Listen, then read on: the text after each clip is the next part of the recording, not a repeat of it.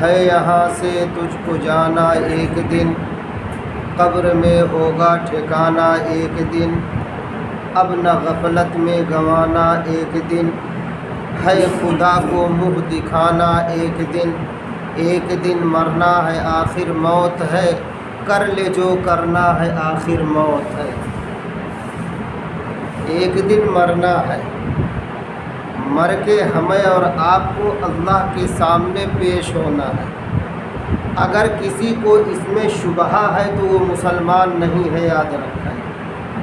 یہ یقینی بات ہے کہ اللہ کے سامنے پیش ہوں گے اور اللہ پاک پوچھیں گے کہ میرے بندے، میں نے زندگی تمہیں دیا تھا، حیات دیا تھا، تم اس زندگی کو کیسے گزار کے آئے اور کہاں گزار کے آئے؟ تو ہمیں آپ کو جواب دینا ہوگا۔ اللہ پاک کہہ رہے ہیں ہماری آپ کی اس سستی کو نکالنے کے لیے، کیا کہہ رہے ہیں قرآن میں؟ ومن اعرض عن ذکری، جو اللہ کے ذکر سے اعراض کرتا ہے، یعنی بہانہ کرتا ہے، جان چراتا ہے، موقع ہے پھر بھی اللہ کا ذکر نہیں کرتا، موقع ہے فرصت ہے پھر بھی تلاوت نہیں کرتا، نماز نہیں پڑھتا، نبی پر درود نہیں پڑھتا، یہ ہوا اعراض کرنا، جان چرانا۔ موقع کے باوجود ہم اللہ کی یاد میں نہیں لگ رہے، اسی کو اللہ پاک کہہ رہے ہیں ومن اعرض عن ذکری، جو لوگ اللہ کے ذکر سے اعراض کرتے ہیں، بہانے کرتے ہیں، جان چراتے ہیں، اللہ پاک کہتے ہیں فَإِنَّ لَهُ مَعِيشَةً ضَنْكَ، میں ایسے کی معیشت کو تنگ کر دیتا ہوں۔ معیشت کا تنگ ہونا کیا ہے؟ دکان ہوگی لیکن نفع نہیں ہوگا، بیٹے ہوں گے، بیٹیاں ہوں گی، اولادیں ہوں گی لیکن نفع نہیں پائے گا، بیوی ہوگی لیکن باوفا نہیں ہوگی، محبت کرنے والی نہیں ہوگی، گھر والے ہوں گے، خاندان ہوگا، اس کے باوجود یہ سمجھے گا میرا کوئی نہیں ہے۔ یہ معیشت کا تنگ ہونا ہے۔ عیش و عشرت کے سارے سامان ہوں گے، راحت و آرام کے سارے سامان مہیا ہوں گے، پھر بھی اس کو سکون نہیں ملے گا۔ کیوں؟ کیونکہ معیشت تنگ ہے، اللہ نے تنگی لا دی ہے۔ سکون غارت، آرام برباد، ہر ایک کو ایسا لگے گا اسے کہ ہر ایک میرا دشمن ہے، کسی کے دل میں میرے لیے رحم نہیں۔ یہ کب ہوگا؟ جب معیشت تنگ ہوگی۔ اور معیشت تنگ کب ہوتی ہے؟ جب ہم آپ اپنے اللہ کو یاد نہیں کرتے۔ جو یاد کرتا ہے اللہ پاک اس سے محبت کرتے ہیں۔ اب بعض پڑھے لکھے ہیں وہ بھی دیکھیے نہیں یاد کرتے، اور جو نہیں پڑھے لکھے وہ یہ سوچتے ہیں ہم کیسے اللہ کو یاد کریں۔ ارے بھائی سیکھیے، سیکھنا پڑے گا۔ اور یاد رکھیں اللہ پاک جس کو اپنا بنانا چاہتے ہیں اس کے دل میں ڈال دیتے ہیں۔ وہ جب دل میں ڈالتے ہیں اپنی یاد، اپنی محبت، اپنی تڑپ، تو وہی تڑپ، وہی محبت، وہی یاد انسان کو کھینچ کے مسجد میں لاتی ہے یا کسی اللہ والے کے ہاں لے جاتی ہے، پھر قرآن کھولنے مجبور کرتی ہے، پھر اللہ اللہ کرنے مجبور کرتی۔ وہی تڑپ، وہی یاد، یہ کون دیتا ہے؟ اللہ کی طرف سے عطا کی جاتی ہے، لیکن سب کو نہیں۔ جس کو اللہ پاک جذب فرماتے اس کو دیتے ہیں۔ لیکن قاعدہ یہ ہے کہ ہم بندے لوگ اللہ کی تلاش میں، اللہ کی جستجو میں چلیں کہ اللہ سے محبت بڑھتی کیسے ہے، دل لگتا کیسے ہے، یہ ہم کو آپ کو فکر کرنے کی ضرورت ہے۔ پھر اللہ پاک ہمارے آپ کے دل میں اپنے ذکر کی گرمی، اپنے ذکر کی محبت ڈال دیں گے انشاءاللہ۔ اللہ پاک جذب کیسے کرتے ہیں، اپنی طرف کھینچتے کیسے ہیں؟ ایک واقعہ سن لیجئے، بہت عجیب و غریب ہے، اللہ پاک یاد دلا رہے ہیں۔ موسیٰ علیہ السلام کے دور کا ہے۔ ایک چرواہا تھا، اپنی بکریوں کا ریوڑ لے کے کبھی جنگل میں، کبھی بیابان میں، کبھی پہاڑوں پر نکل جاتا تھا۔ چونکہ یہ سیکھا نہیں تھا کہ اللہ کو پکارا کیسے جاتا ہے، اللہ کو یاد کیسے کیا جاتا ہے، تو اپنے ذوق میں اپنے شوق میں وہ اللہ کو پکارتا تھا تو کیا کہتا تھا؟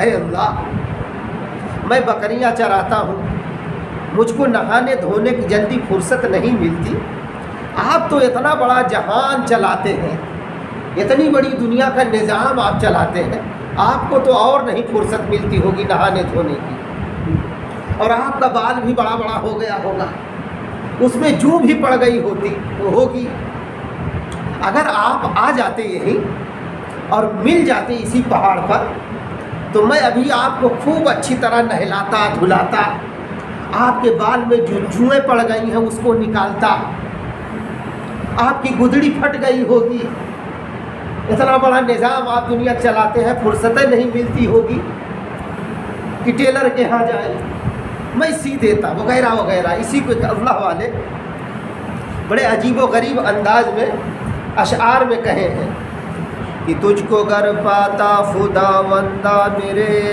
دابتا ہر روز دستوں پا تیرے،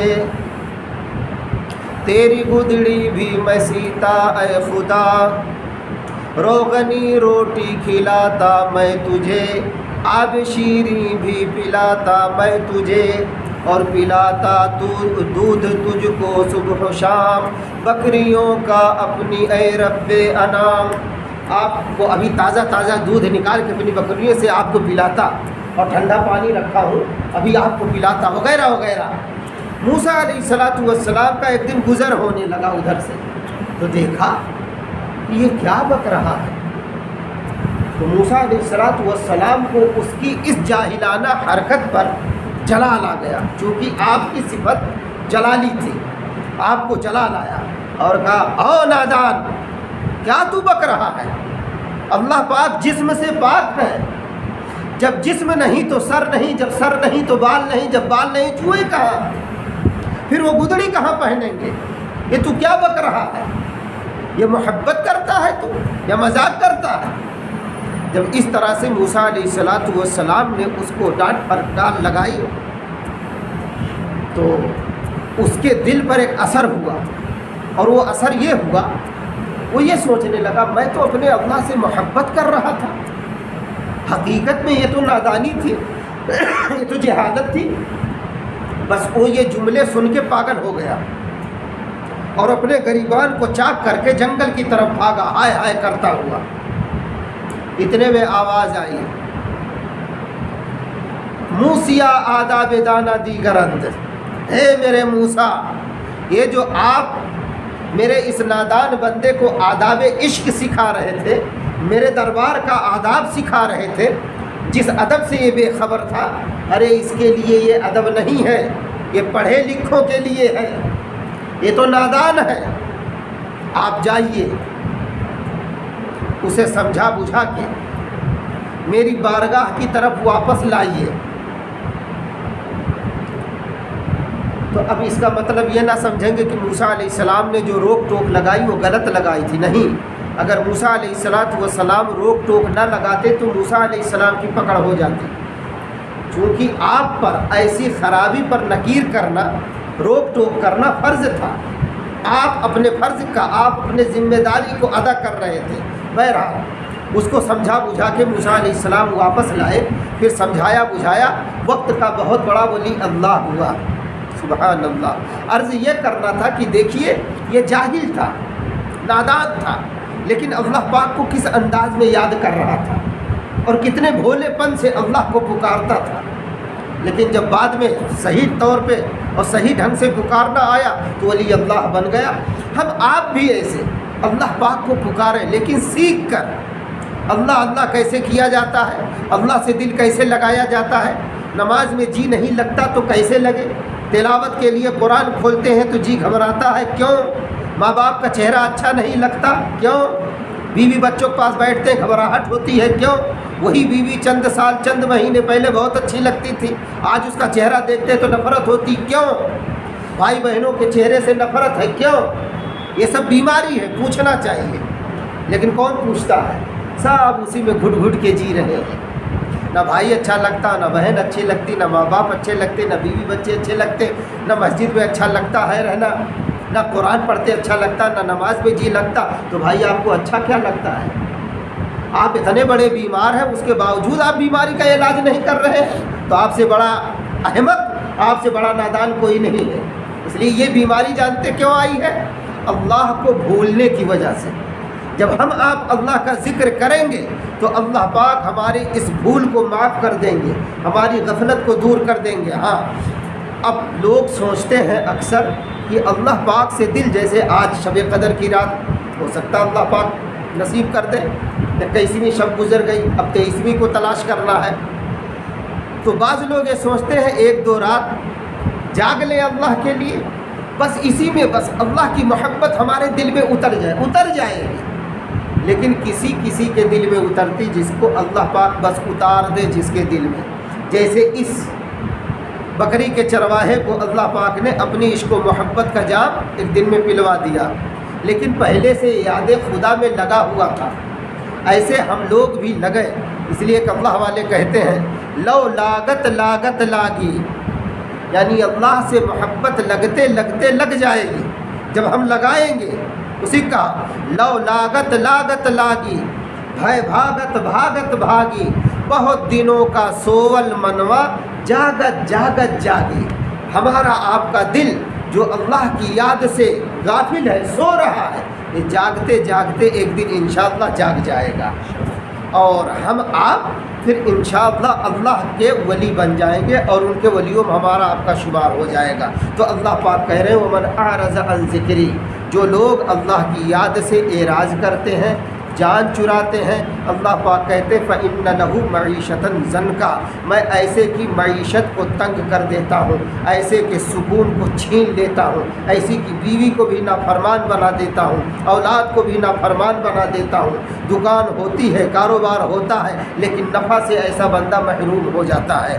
اللہ پاک ہم سب کو ایسے عذاب سے بچائے اور اپنی یاد میں لگا لے۔ وما علینا الا البلاغ۔